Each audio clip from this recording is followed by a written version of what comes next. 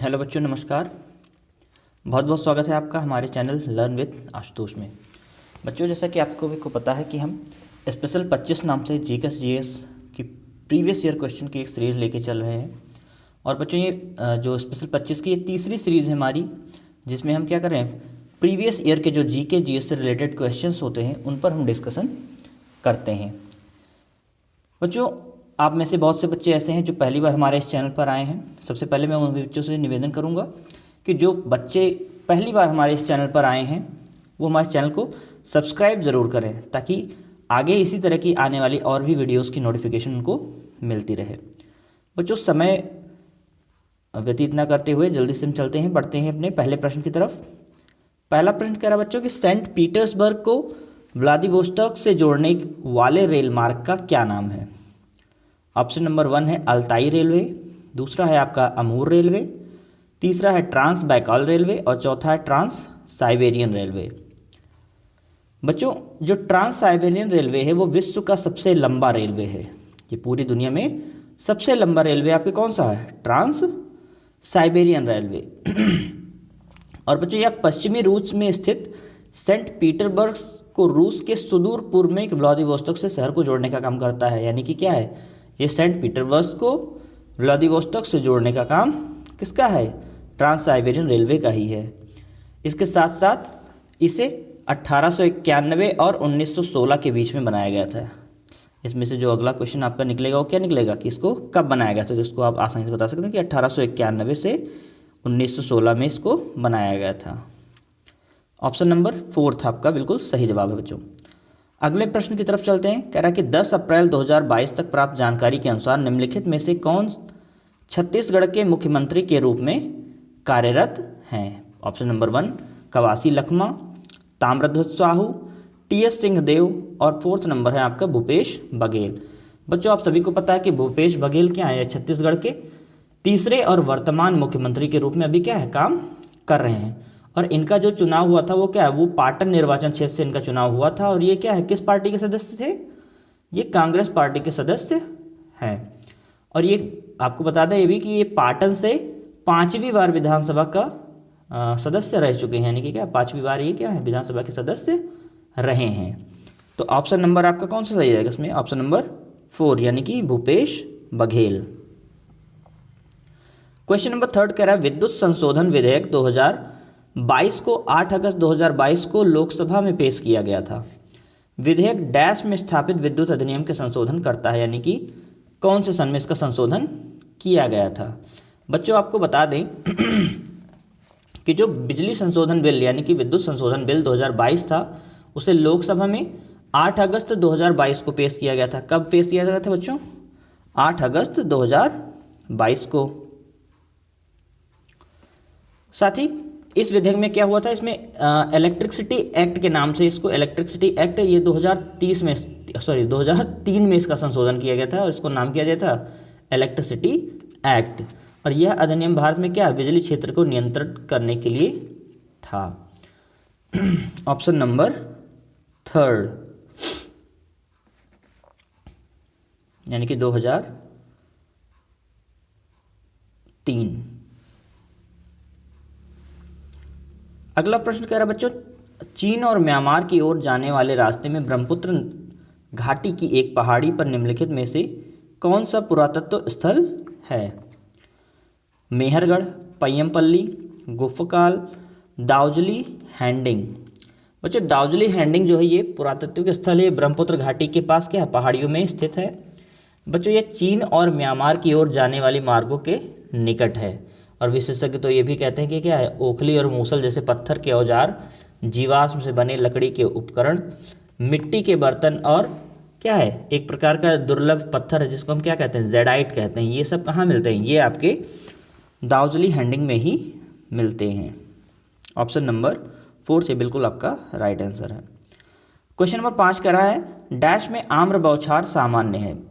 बच्चों, ये आपने वर्ड सुना होगा मैंगो सावर, और ये मैंगो सावर सबसे ज़्यादा कहाँ पे सामान्य है? ये उत्तर प्रदेश, केरल, महाराष्ट्र, पश्चिम बंगाल। बच्चों, ये आपका कहाँ पे? ये केरल में मैंगो शावर ये आपको केरल में देखने को मिलता है। क्वेश्चन नंबर 6 कह रहा है लोक नृत्य तरंग मेल निम्नलिखित में से किस राज्य में का राज्य से संबंधित है। बच्चों तरंग मेल जो है ये कहाँ का, ये गोवा का लोक नृत्य है और आमतौर पर क्या है, दशहरा और होली समारोह के दौरान किया जाता है। और इस तरंग मेल में क्या होता है बच्चों, इस्तेमाल किए गए हुए वाद्य यंत्र, उसको हम क्या कहते हैं, रोमुट कहते हैं। रोमुट, ढोल और ताश का इस्तेमाल हम इसमें करते हैं। ये बच्चों कहाँ का है, ये गोवा का है। क्वेश्चन नंबर 7 कह रहा है वस्तु द्वारा तय की गई दूरी समय के डैश होती है। वस्तु के द्वारा जो दूरी तय की जाती है वो क्या होती है, कह रहा है कि किसी भी पिंड द्वारा तय की गई दूरी सीधे तौर पर लिए गए समय के क्या होती है, समानुपाती होती है। कैसे होती है, सीधे समानुपातिक होती है। इसलिए हम कह सकते हैं कि दूरी और समय क्या क्या है, इनका अनुपात स्थिर रहता है। साथ ही साथ एक जानकारी और भी ले चलिए कि दूरी कैसी है आपकी, ये अदिश राशि है। ठीक है, तो ये आपका ऑप्शन नंबर 2 सीधे अनुपातिक होगा। 8 दिसंबर 2022 के पहले सप्ताह में पायलट आधार पर फैमिली डॉक्टर कार्यक्रम शुरू किया गया था। यह कार्यक्रम किस राज्य सरकार द्वारा शुरू किया गया था। पायलट डॉक्टर किसके बच्चे, फैमिली डॉक्टर प्रोजेक्ट जो था ये आंध्र प्रदेश सरकार ने अगस्त 2022 में पायलट के आधार पर शुरू किया था। बच्चों इसमें क्या हुआ था, इसे विशाखापत्तनम जिला के क्या पद्मनाभम मंडल में शुरू किया गया था। कहाँ पे शुरू किया था, पद्मनाभन मंडल में शुरू हुआ था। और कब शुरू हुआ था, ये शुरू हुआ था अगस्त 2008 में। ऑप्शन नंबर आपका 4 ये आंध्र प्रदेश में शुरू हुआ था। निम्नलिखित में से कौन सा तथ्य पीसी महालनोबिस से संबंधित नहीं है। इसमें क्या ध्यान देना है बच्चों, नहीं है। जिन्होंने भारत की पंचवर्षीय योजनाओं के निर्माण में योगदान दिया था। पहला ऑप्शन कह रहा है उन्होंने भारतीय सांख्यिकी संस्थान की स्थापना की थी। उन्होंने संख्या पत्रिका की शुरुआत की थी। तीसरा कह रहा है उन्होंने भारतीय योजना के वास्तुकार के रूप में जाना जाता था। और जो 4th ऑप्शन है, महालनोबिस का जन्म 1983 में कलकत्ता में हुआ था। बच्चों इसमें जो आपका 4th ऑप्शन कह रहा है कि महालनोबिस का जन्म जो हुआ था वो कब हुआ था, 1983 में। लेकिन ये क्या है, ये बिल्कुल गलत है। इनका जन्म जो हुआ था वो 1893 में हुआ था। कब हुआ था, 1893 में हुआ था। यानी कि इनमें से जो मेल नहीं खाता है वो कौन सा है, ऑप्शन नंबर 4 ही है। साथ ही साथ ये भी जानिए कि पीसी महालनोबिस को भारत का क्या है, आधुनिक सांख्यिकी का जनक कहा जाता था। इन्हें आधुनिक सांख्यिकी का जनक। और उन्होंने क्या किया था, भारतीय सांख्यिकी संस्थान यानी कि ISI की स्थापना की थी। और उन्हें क्या है, योजना आयोग का आकार भी, यानी कि योजना आयोग को आकार भी किसने दिया था, ये पीसी महालनोबिस ने ही दिया था। ऑप्शन नंबर 4 आपका ये बिल्कुल सही आंसर, यानी कि क्या ये इनमें मेल नहीं खाता है। क्वेश्चन नंबर 10 कह रहा है शीतकालीन युवा ओलंपिक खेल 2024 का आयोजन कहाँ होगा। यानी कि इस वर्ष 2024 में जो चौथा शीतकालीन युवा ओलंपिक खेल होना है वो कहाँ पे होगा, ये कोरिया के गणराज्य में गैंगवॉन में होगा। कहाँ पे होगा, गैंगवॉन। और गैंगवॉन कहाँ पे है, ये कोरिया में है। गैंगवॉन आपका कोरिया में है। ठीक है बच्चों, यह 19 जनवरी से 1 फरवरी 2024 के बीच में होना है। ये जो आपका ये शीतकालीन युवा ओलंपिक होना है वो कब से कब होगा, ये 9 जनवरी से लेकर के 1 फरवरी तक होगा। यानी कि अभी क्या है, ये हाल ही में ये खेल समाप्त हुए हैं। बच्चों इसके साथ साथ एक इन्फॉर्मेशन और है कि इनमें ओलंपिक शीतकालीन खेलों 2018 की मेज़बानी जो होती वो किसने की थी, प्योंगचांग में पहले ही कर ली थी। ठीक है, इसकी मेज़बानी प्योंगचांग में ही पहले ही हो चुकी थी। क्वेश्चन नंबर 11 कह रहा है ऑल इंडिया मुस्लिम लीग की स्थापना 1906 में डैश के द्वारा की गई थी। यानी कि जो अखिल भारतीय मुस्लिम लीग है इसकी स्थापना कब हुई थी, 1906 में। और ये स्थापना कहाँ की गई थी बच्चों, ये हुई थी ढाका में। ढाका में इसकी स्थापना हुई थी। Option number 1। और बच्चों इसके अध्यक्ष कौन थे, इसके प्रथम अध्यक्ष थे आपके कौन, आगा खां। आगा खां इसके क्या थे, अखिल भारतीय मुस्लिम लीग की प्रथम अध्यक्ष के रूप में जाने जाते थे। और इसका बच्चों पहला अधिवेशन जो हुआ था वो कहाँ पे हुआ था, ये कराची में हुआ था। पहला अधिवेशन कराची में हुआ था। कब हुआ था, 29 दिसंबर 1907 को। अगले प्रश्न पर चलते हैं बच्चों। कह रहा है निम्नलिखित में से कौन सा मौलिक अधिकार नहीं है। इसमें से कौन सा मौलिक अधिकार नहीं है।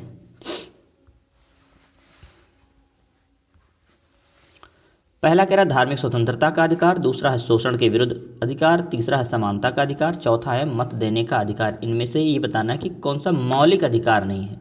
बच्चों मत का अधिकार है, मौलिक अधिकार ये नहीं है। क्यों? क्योंकि ये कैसा है, ये संवैधानिक अधिकार है, ये मौलिक अधिकार में नहीं आता है। किसमें आता है? ये संवैधानिक अधिकार में आता है। यानी कि जो हमारा ऑप्शन नंबर 4 है, यानी कि मत देने का अधिकार, ये हमारा मौलिक अधिकार नहीं है। क्वेश्चन नंबर 13 कह रहा है कि त्र्यंबकेश्वर निम्नलिखित में से किस नदी का उद्गम स्थल है? बच्चों गोदावरी नदी जो है महाराष्ट्र से नासिक जिले के त्र्यंबकेश्वर से निकलती है। यानी कि गोदावरी नदी त्र्यंबकेश्वर नासिक महाराष्ट्र से निकलती है। यह आंध्र प्रदेश के पूर्वी गोदावरी जिले में क्या है, बंगाल की खाड़ी में जाकर मिल जाती है। यानी कि इसमें से कौन सी नदी आपकी? ये आपकी गोदावरी नदी है, जो कि क्या है, त्र्यंबकेश्वर से निकलती है।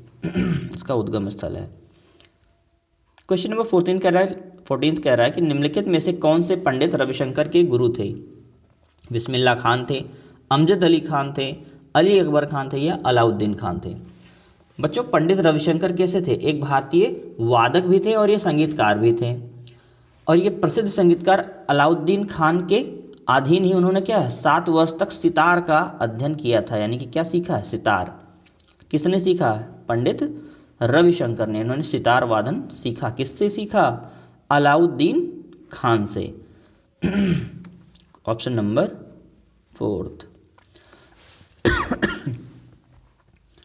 क्वेश्चन नंबर 15 कह रहा है AIBA मुक्केबाजी जूनियर लड़कों और लड़कियों की प्रतियोगिताओं के मुकाबलों में प्रत्येक राउंड कितने मिनट का होता है? ठीक है, यानी कि इसमें हर राउंड जो होता है वो कितने मिनट का होता है? बच्चों AIBA जो है इसमें क्या होता है? AOB जूनियर लड़कों और लड़कियों की प्रतियोगिता का मुकाबला क्या होता है? 2 के 3 दौर शामिल होते हैं। यानी कि 2-2 मिनट के 3 राउंड होते हैं। और हर राउंड के बीच के बाकी का समय क्या होता है? 1 मिनट का होता है। हर राउंड 2-2 मिनट का 3 राउंड होगा और हर राउंड के बीच में 1 मिनट की गैपिंग होती है। इसलिए हम कह सकते हैं क्या, इसमें जो गैपिंग होती है वो 2 मिनट की होती है। यानी कि ऑप्शन नंबर 4।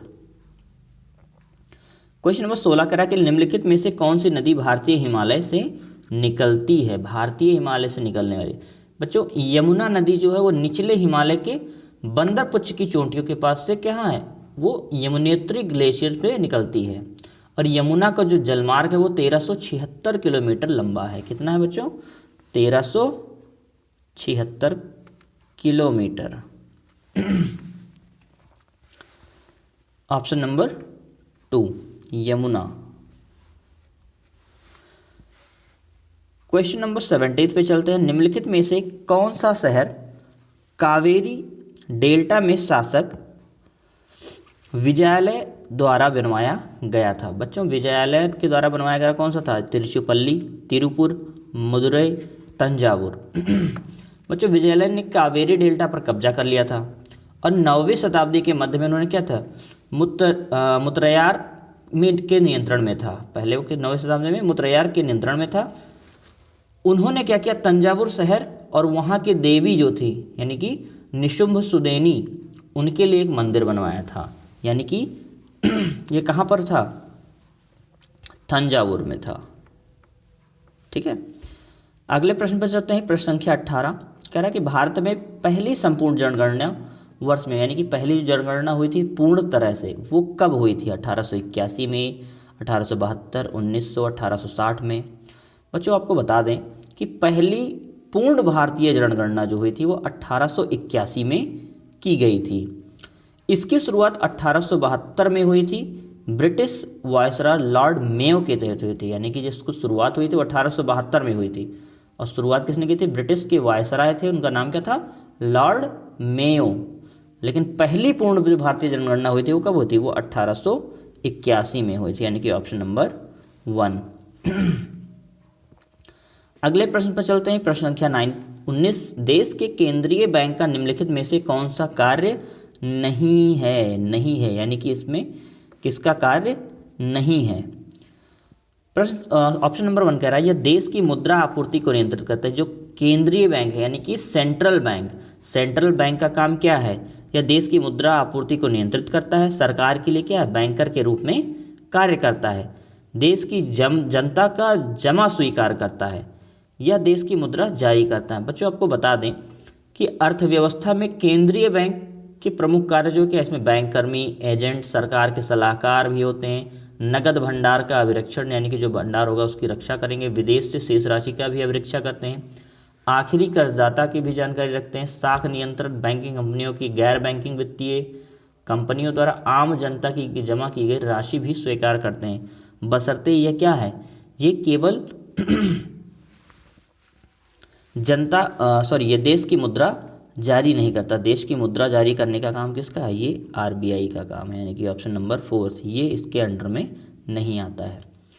प्रश्न संख्या 20 कह रहा है भारत में निम्नलिखित में से किस राज्य में पर्यटन को बढ़ावा देने के लिए रण उत्सव मनाया जाता है या फिर उसका आयोजन किया जाता है? गुजरात, राजस्थान, पंजाब, महाराष्ट्र। बच्चों रण उत्सव जो है वो कहाँ का है, गुजरात पर्यटन द्वारा आयोजित किया जाता है। इसमें व्हाइट डेजर्ट फेस्टिवल भी कहा जाता है। इसे हम रण उत्सव को ही दूसरे नाम से जानते हैं, किस नाम से, व्हाइट डेजर्ट फेस्टिवल। और इसमें क्या है, लगभग 30,000 वर्ग किलोमीटर भूमि शामिल होती है और इसमें रण उत्सव में क्या करते हैं, पर्यटन को बढ़ावा देने के लिए करते हैं। ऑप्शन नंबर 1 यानी कि गुजरात। प्रश्न संख्या 21 निम्नलिखित में से किस राज्य को भारत में अपनी तरह का पहला राज्य स्तरीय पक्षी एटलस मिला है? केरल, महाराष्ट्र, राजस्थान, आंध्र प्रदेश। बच्चों केरल जो है वो बर्ड एटलस यानी कि केबीए भारत में अपनी तरह का पहला राज्य स्तरीय पक्षी एटलस है। यानी कि किसके पास है, ये केरल के पास है। इसके पास सभी महत्वपूर्ण आवासों में पक्षी प्रजातियों के वितरण और बहुतायत के बारे में ठोस आधारभूत जानकारी की गई है। और बच्चों ये केबीए यानी कि जो केरल बर्ड एटलस है ये वर्ष में 60 दिनों में 2 बार आयोजित व्यवस्थित सर्वेक्षणों द्वारा समर्थित कर तैयार किया जाता है। यानी कि क्या 60 दिनों में 2 बार ये आयोजन इसका होता है और इसका खुद का एटलस किसके पास है, ये केरल के है। Option number 1। 22वां क्वेश्चन कह रहा है कि जड़त्व के बारे में सही कथन की पहचान कीजिए। जड़त्व क्या होता है? बच्चों जड़त्व वह मात्रा जो केवल द्रव्यमान पर निर्भर करती है, यानी कि जितना अधिक द्रव्यमान होगा उतनी अधिक ही उसकी जड़त्वता होगी। और जड़त्वता क्या करता है, पदार्थ का एक ऐसा गुण है जो इसे वेग में परिवर्तन का विरोध करने का कारण बनता है, यानी कि उसकी वेग यानी कि स्पीड को कम करता है। और जड़त्व जितना अधिक होगा विराम अवस्था या फिर कह लेंगे एक समान गति में परिवर्तन लाने के लिए क्या है, आवश्यक बल उतना ही अधिक होगा। यानी कि द्रव्यमान जितना अधिक होगा जड़त्व उतना ही अधिक होगा। Option number 1। क्वेश्चन नंबर 23 पे चलते हैं। कह रहा है अनंत राज सागर जलाशय का निर्माण डैश के शासकों द्वारा करवाया गया था। ऑप्शन नंबर 1 है Vijayanagar, option number 2 Maratha, third है आपका पाल और चौथा है आपका चोल। बच्चों अनंतराज सागर टैंक जो है वो विजयनगर किंग्स द्वारा स्थापित किया गया था, इसे बनाया गया था। ये बना था 1336 से 1548 ईस्वी के बीच में। और जो ये आपका बांध है इसे 1.37 यानी कि 1.37 किलोमीटर लंबे इस बांध को मालदेवी नदी पर मृदा से यानी कि मिट्टी से बनाया था। किससे बनाया था बच्चों, मिट्टी से। और ये अनंतराज सागर टैंक कहाँ पे, ये विजयनगर में है। अगले प्रश्न 24 नंबर पे चलते हैं। निम्नलिखित में से कौन सा यसी बॉलीवुड की कोरियोग्राफर 2003, 7 और 9 में 3 बार राष्ट्रीय पुरस्कार विजेता रहा या रही है, जिन्होंने संजय लीला भंसाली की फिल्म देवदास सहित कई अन्य हिंदी फिल्मों में भी काम किया है? प्रश्न option number 1 Geeta Kapoor, option number 2 Saroj Khan, Farah Khan, चौथा आपका है वैभव मर्चेंट। बच्चों जो सरोज खान है इन्होंने क्या है 10 अवार्ड जीते हैं। 1989 में 91, 94, 2000, 2003, 2008 में फिल्म फेयर अवार्ड और 2019 में आईफा भी इन्होंने जीता है। ये कौन है बच्चों, सरोज खान है। इन्होंने देवदास में 2003 में काम किया है, इसलिए सिंगारम में 2006 में और जब भी मेट 2008 में बनाई है। ठीक है, इन्होंने क्या है, इन्होंने 3 बार सर्वश्रेष्ठ कोरियोग्राफी के लिए राष्ट्रीय पुरस्कार मिल चुका है। ये कौन है, none other than Saroj Khan. Option number 2। Last but not the least question number 25 कह रहा है हम जो भोजन ग्रहण करते हैं उससे प्राप्त ऊर्जा हमारे शरीर में किस रूप में संचित होती है? माल्टोज, ग्लूकोज, ग्लाइकोजन या फिर स्टार्च। बच्चों ग्लाइकोजन एक कैसा है? पॉलीसैकेराइड यौगिक है। और ग्लूकोज हमारी कोशिकाओं के लिए ईंधन का मुख्य स्रोत है, यानी कि क्या हमारे लिए ऊर्जा देने का काम कौन है? ग्लूकोज ही करता है। जब शरीर को ऊर्जा के लिए ग्लूकोज का उपयोग करने की आवश्यकता नहीं होती तो यही यकृत और मांसपेशियों में संग्रहित हो जाता है, यानी कि इकट्ठा हो जाता है। और ग्लूकोज जो इकट्ठा होता है यही आपका क्या है? अणुओं के जुड़ने से बना होता है तथा इसे हम क्या कहते हैं? ग्लाइकोजन या ग्लूकोज ही आपका क्या है? ग्लाइकोजन में बदल जाता है स्टोरेज के बाद में, यानी कि ऑप्शन नंबर 3, यानी कि जो हमारा फूड स्टोर्ड फॉर्म में होता है उसे हम ग्लाइकोजन कहते हैं। तो बच्चों ये रहे हमारे आज के 25 क्वेश्चन जो हमने आपके लिए सेलेक्ट करके रखे थे प्रीवियस ईयर के क्वेश्चन पेपर में से। बच्चों अगर ये वीडियो आपको पसंद आई हो तो वीडियो को लाइक करिए, शेयर करिए, और जो बच्चे नए हैं वो हमारे चैनल को सब्सक्राइब जरूर करें ताकि आगे आने वाली इसी तरह की और ढेर सारी वीडियोस की इन्फॉर्मेशन उनसे टाइम टू टाइम मिलती रही। आज के लिए बस इतना ही बच्चों, मिलते हैं अगले ही सेशन में। तब तक के लिए जय हिंद, जय भारत।